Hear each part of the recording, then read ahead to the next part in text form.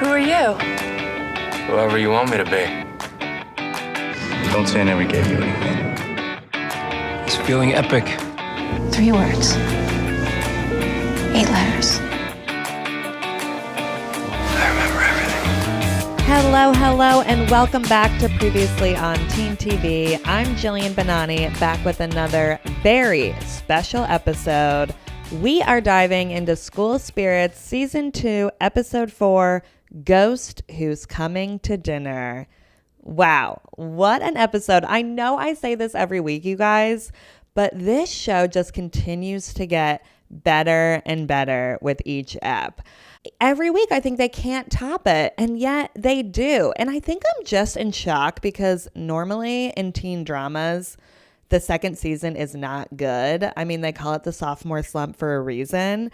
And this show is the opposite of that because season 2 is better than season 1 and just continuously gets better and better. So tell all your friends to watch this show because I really want to get a season 3. I feel like there's a lot more to explore. In this episode, we really learned a lot more. There's a lot more theories that I'm excited to talk about. I mean, this is my Severance every week.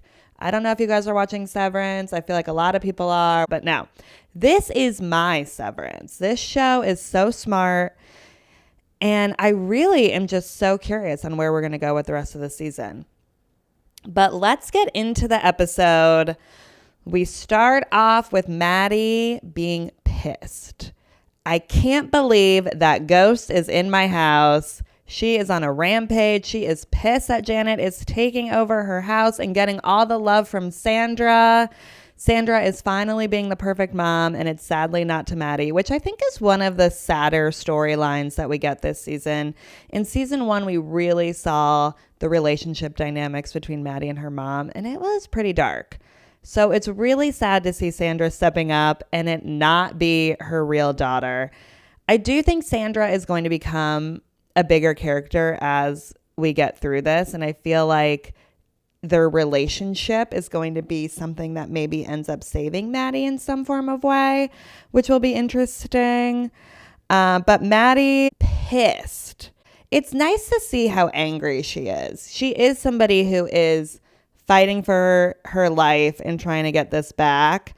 And I feel like we've seen her be really like sad in other episodes. And now we just see her on full rampage, which I love it. I'm here for it. So everyone is springing into action to get Maddie's body back. And we get a group meeting between the ghosts and the humans, alive people. I know they're all really human. I feel like I'm referencing like the Vampire Diaries with that kind of. But the ghosts and the alives, they all meet. I love this scene so much. I thought it was so great. This is the first time we've had both gangs all together. They're all sitting in a circle. I need more of this. I want it on my screen every week. I just love that they're teaming up. We've had them fighting the same battle now for a few episodes, and they don't really overlap that much. They're kind of on separate objectives. So it's nice that, okay, we know Janet is in Maddie's house, and we both teams need to figure out what to do and how to do this. And it was just a really funny scene. I mean, to see the humans, the alive students trying to figure out where the ghosts are and trying to like look them in the eye is so funny. And Xavier is able to look right at the ghosts. More on that later, but I forgot in this scene too that Janet does not know that Dawn crossed over. So I thought that that was an interesting way of trying to get her back into the school, trying to level with her. And Simon says something like, "Isn't that what she wants?" And it's like, we don't know that though. We don't know if that's what Janet wants. We are still very confused on Janet's motivations here, which is very interesting.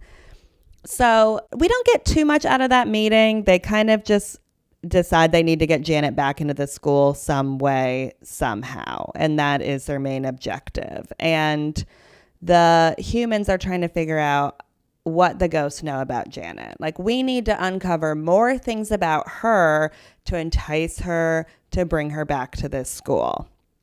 And then we find out Nicole has a photo of Janet with a guy named Eugene, which was very interesting. I hated that the gang just denies her this right away and just dismisses her, because I thought that that was a good angle to take. You need to find out more about Janet's past. And Eugene is alive. He's living in, I think, an assisted living facility.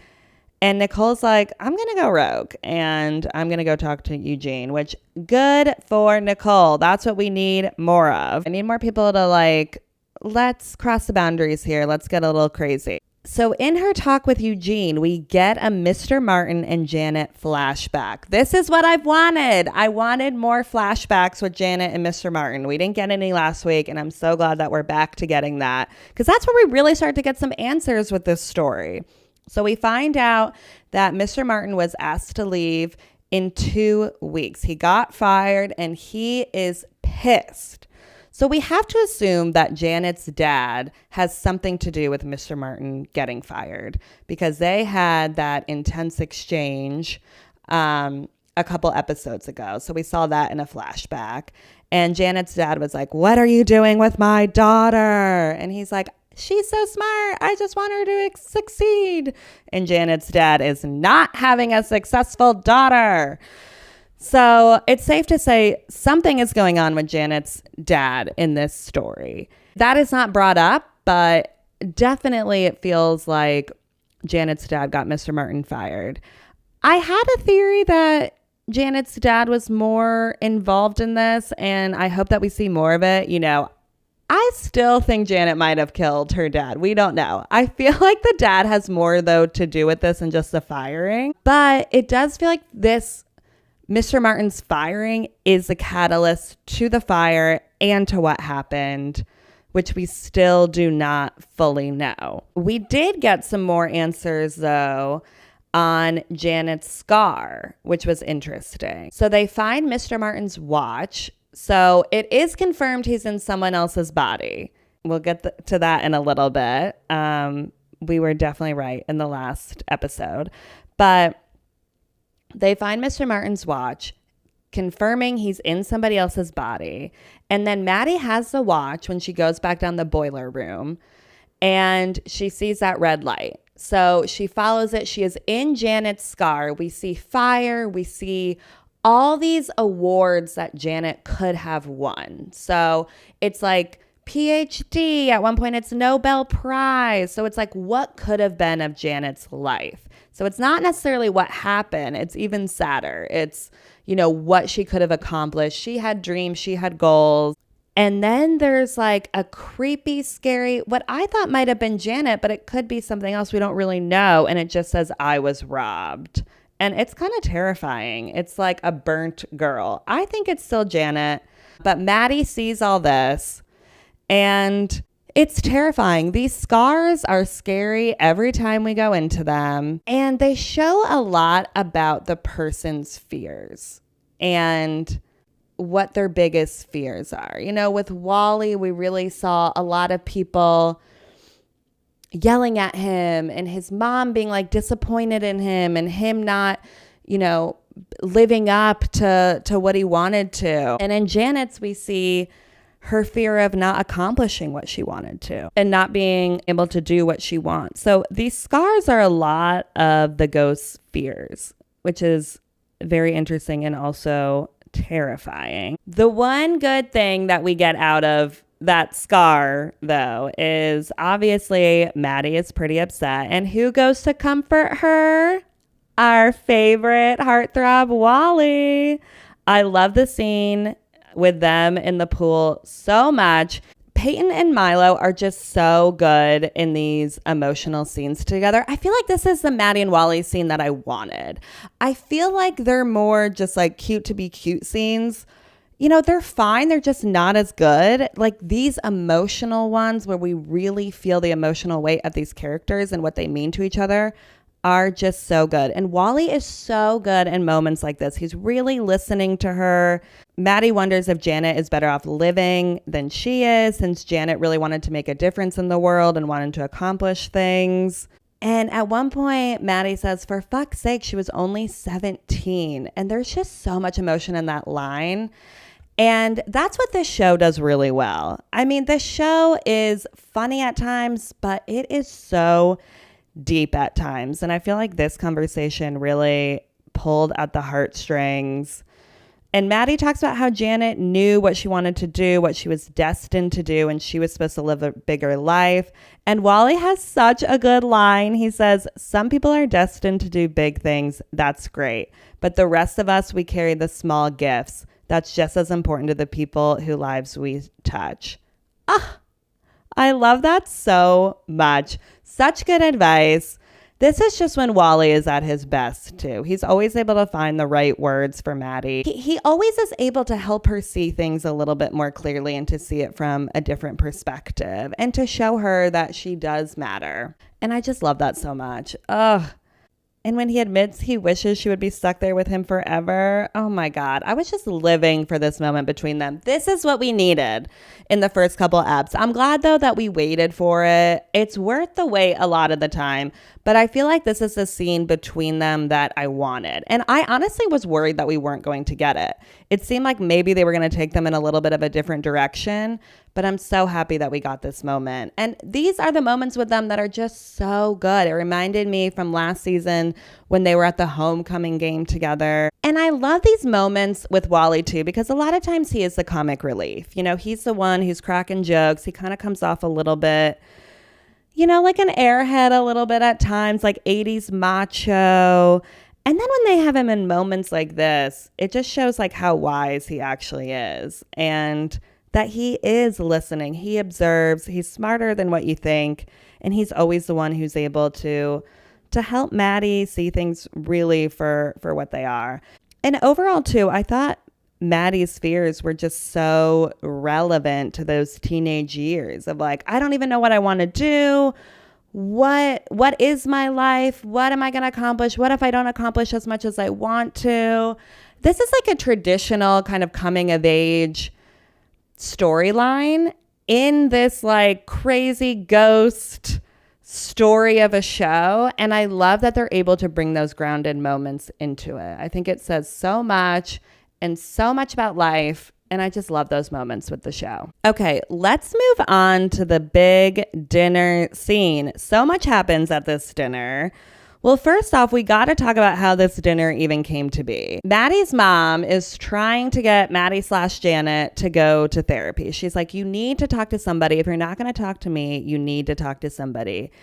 And Janet is like, absolutely not. I am not going to go to a psychiatrist. I love that that's what they used to be called. I kind of forgot that. Do we still call therapists psychiatrists really much? But Janet's like, absolutely not. I'm not going to talk to a stranger.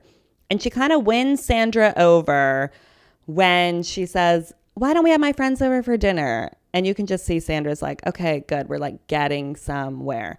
I need Sandra to push a little more on Maddie/Janet. Your daughter has been missing for months. Don't you have some questions? I know you don't want to push her, but come on, Sandra, we need something here. So we get the human gang to come over for dinner with Maddie/Janet. We see Janet studying Maddie. I mean, this really shows how smart Janet is too. I feel like she barely probably knows how to work a computer, and she's like finding videos on Maddie's computer of how Maddie laughs and how she smiles, and it is so eerie when she is practicing that laugh. Like, oof, I got some chills, like spooky as ever.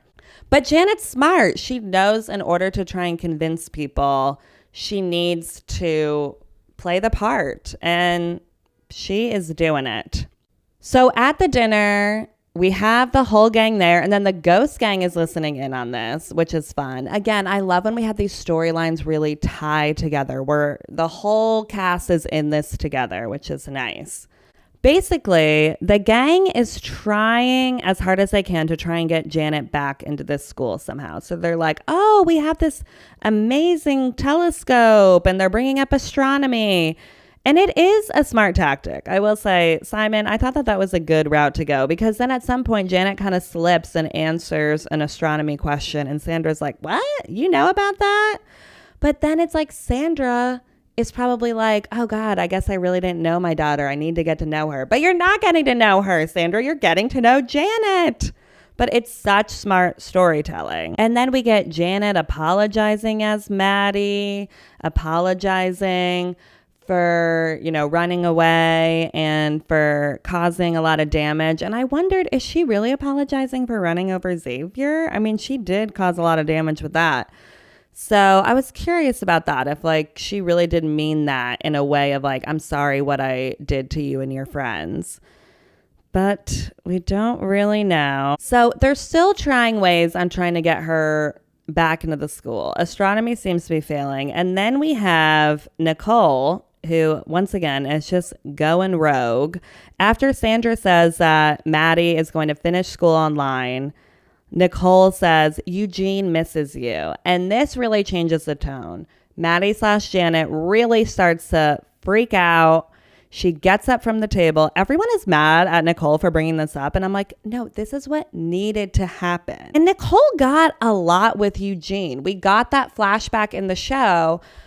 But then we really find out that Eugene seems to know that the fire was not started by accident. And it seems like Eugene, when he was younger, was really trying to say that this was not an accident, that Mr. Martin and Janet were very smart and very methodical type of people who would not mess this up. They would not mess up an experiment like this. But Eugene is old and is like, I can't keep telling this story. I'm done with you. I'm hoping we get Eugene back again. I feel like he can be somebody who really gives us a little bit more of the answers from the past than what we're looking for. But we will see. It would be hard to convince Eugene that Janet is now in Maddie's body as a teenager. I don't know how well that would go over. So Janet really starts to freak out. She is cutting up this pie with this knife in a very violent fashion, which is quite scary as Simon is trying to talk to her. And he tells her that Dawn crossed over and that she can cross over too. There is a way out of this. You don't need to go back to Mr. Martin. We can help you. And Janet is still just not having it. It doesn't seem like Janet's end goal is to cross over. I think that she would have done that already if she could have. Janet seems to be smarter than everybody. So I don't think that that's her end goal here. We just don't know what it is. And she continues to cut the pie in a very menacing way where I'm like, are you about to stab Simon, girl? What are you doing? And I think that this knife is going to come back into play. Because I saw this, I did not notice this. Someone else on Reddit noticed this, that when Janet jumped into Maddie's body, we could see Mr. Martin put a small knife on the barrel before chasing her. So is a knife part of Janet's death story? That's what I'm starting to think. I don't think Janet necessarily died because of the fire. Did she try to hurt herself with the knife? Did she try to hurt somebody else? I don't know, but just the way that they were really focusing on the knife in these scenes, I don't think that the point of doing that was for us to think that she was going to hurt Simon. I think that there's a bigger thing with this knife, especially since it was a part of the scene where she jumped into Maddie's body. So maybe the knife is Janet's key. We don't know. But this does go into my theory that I think Janet might have killed somebody because remember, she kept muttering that line, you don't know what I'm capable of. And maybe it was Mr. Martin she was trying to kill. We don't know. I don't think it was that. I'm still sticking with the dad here. All right, we got to talk about Xavier for a second because at this dinner, Xavier sees this photo. And then later on, we see that he asks Sandra, who is the guy in the photo? And Sandra says it's Maddie's dad and it's from a fishing trip. And I don't know if you guys picked up on this, but Maddie's dad is one of the ghosts that Xavier saw in the waiting room. He was the fisherman guy in the fishing outfit. So this is very interesting. I love that they are tying this all together. And I feel like we're learning a little bit more about what's going on with Xavier here. But very interesting that he saw Maddie's dad in the waiting room. We need another scene in the waiting room. And I'm curious if Xavier is going to try and figure out a way to get into the waiting room. Like if he's going to try and skate death again to just try and get answers in that way. Or maybe Xavier seeing Maddie's dad in the waiting room is a way for somehow Maddie's mom to then believe in the ghosts and what's going on and to try and get her on their side at one point. But that was fascinating. I love that. I love that we tied it back. The waiting room just seemed to be a bigger scene. I mean, there was a lot of production in that scene. It looked so cool. I feel like we got to get back there. And I don't know if I'm just thinking too much into like the Vampire Diaries where they had people almost die a lot of the time to try and find information. But I feel like Xavier, to try and figure out more information or talk to Maddie's dad or something, is going to try and get back into that waiting room at some point. And that will be very interesting. But that was a great reveal. I love that the show is bringing stuff back from multiple episodes before. You really have to watch with like an eagle eye. At first I was like, why is he staring at this photo so much? And then I put it together when Sandra said it was the dad, and I thought back to the waiting room. And there we go. So that will be interesting to see where this goes. I like that they're tying in Xavier's waiting room storyline where he saw all those ghosts into Maddie. I think that we're tying these storylines well together now of what's going on with the humans and what's going on with the ghosts. So I'm still a little confused on what's going to happen with Xavier, but I'm here for it. We will see. All right, another character that was in a lot of this episode and that I'm questioning is Yuri. Guys, I don't think we should be trusting Yuri. I feel like we don't know the whole story here. I don't think he's telling everybody the truth. I think he is much better friends with Janet than what he's letting on. One reason is that the book that Yuri brings back to the library is Zen and the Art of Motorcycle Maintenance, which is a book that Wally mentioned that Janet checked out before she died. I just think that is too much of a coincidence. I just think he spent more time with her than what we think. I think he knows a lot more than what he's letting on.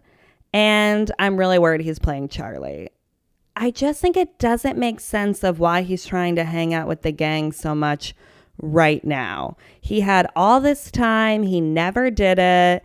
And then they start asking questions about Janet. And now he's coming around all the time. Like something is definitely off here for sure.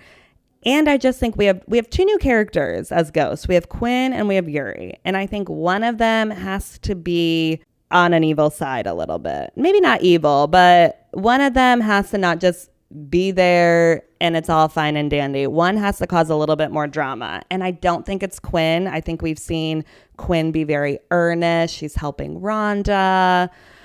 So I think Yuri, something is going on here. He's very suspicious. We find out that Yuri died in the greenhouse from an asthma attack that was also brought on from a panic attack.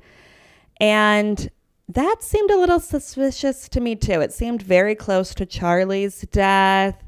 And I just don't know if he's telling the truth about that. I mean, I could be wrong about that. I just find everything he does to be extremely suspicious. And I very much worry that he's playing Charlie. I mean, I guess he could be, not giving all the information and still into Charlie, but I'm very worried. I mean, I want to protect Charlie at all costs, whatever we need to do.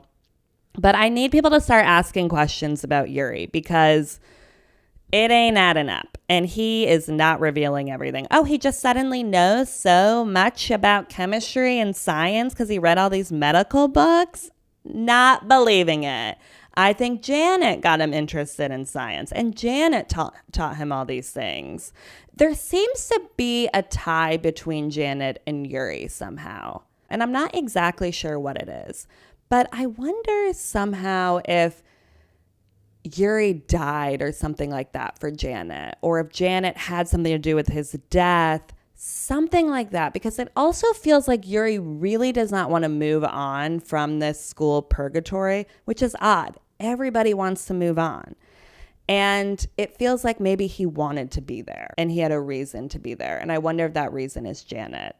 There's just so much to explore there. And I'm very curious. But everyone, keep your eye out for Yuri. I mean, they are throwing some signs at us that we cannot ignore for sure. Okay, so let's talk about the ending. So Wally and Maddie run into Mr. Anderson and he can see them. So it's confirmed that Mr. Martin is in Mr. Anderson's body and Mr. Anderson is now dead. So he's going to be a part of the ghost gang, which will be fun, I will say. I feel like they need kind of a little bit of a leader, and hopefully Mr. Anderson can be that for them. They just need a little bit of direction here. So that will be very interesting. But we were right. I feel like that wasn't too much of a wild guess that Mr. Martin was in Mr. Anderson's body. I think we all know that that made the most sense.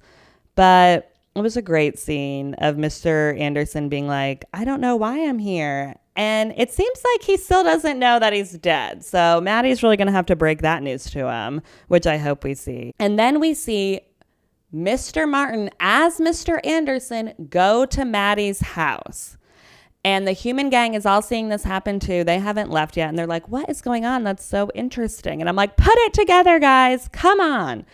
But Mr. Martin as Mr. Anderson is so eerie. Oh my God. It's like creepy. The actor who plays Mr. Anderson is doing such a good job of bringing Mr. Martin into the character because you can see the difference. And I mean, same thing with Peyton List as Maddie and Janet. I mean, she seems so different as both characters. And it's just so good. It's such a fun part of this show. And it's something that seems so ingrained in this show now that it's weird that we didn't even get that last season. But I love that. I love these actors playing different characters and you can tell immediately which one they are at that moment. So Mr. Martin as Mr. Anderson drops off a book for Maddie/Janet because he knows that Janet is in Maddie's body. So now he has like full access to her, which is kind of scary. I mean, I'm still thinking Mr. Martin is more of the evil one in this because even the way that he went to the door as Mr. Anderson, he was still creepy. It was still eerie. So I really do think he's the evil one still in this show and it's not Janet. Especially the way that he got so angry in that flashback when he found out he was being fired. Like there is a level of him losing control a lot of the time in a little bit more of a scary way than just like, I'm pissed I got fired. But he is like screaming angry at his students in that scene, which is jarring. Like it's really, it's not okay as a teacher to be doing that no matter what happened. So he drops off a book for Maddie and it is Fahrenheit 451, which is very interesting because that is the book that Wally said that she checked out 5 times and once for the science club. So this book clearly has significant importance to Janet. I love that that was from last ep too and not in this ep. And you really have to remember these Easter eggs. It's so fun to think of like, okay, I definitely think this will get brought back up, which I definitely thought that when Wally was reading off these books. But Fahrenheit 451, it's interesting that it's this book, and I'm wondering what the significance is there for Janet. I mean, it could be her favorite book, so then she knows that it's Mr. Martin who's in that body, or this book has more significance to them. If she checked it out so many times before she died, I feel like were they using it for something? Were they trying to get like information in it? It's a book about where books have been outlawed and firemen burn any that are found. So fire is a big part of the book. Knowledge is a big part of the book, which are all things that seem to go back to Janet. I do love that this is the book that they use for Janet, though, just as a book that I feel like we all had to read in high school. I read it in high school.